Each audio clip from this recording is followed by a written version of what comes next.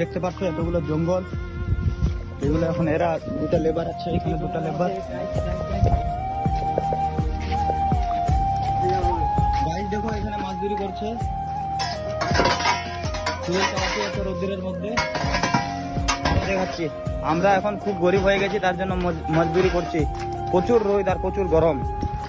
এখানে দেখতে পাচ্ছ রোদের মধ্যে কাজ করছে, এতটাই গরিব, উপরওয়ালা এত গরিব বানিয়েছে, কি করবো, কিছু করার নেই। তার মধ্যে এত রোদের মধ্যে কাজ করছি, তোমরা একটু লাইক করো, কমেন্ট করো।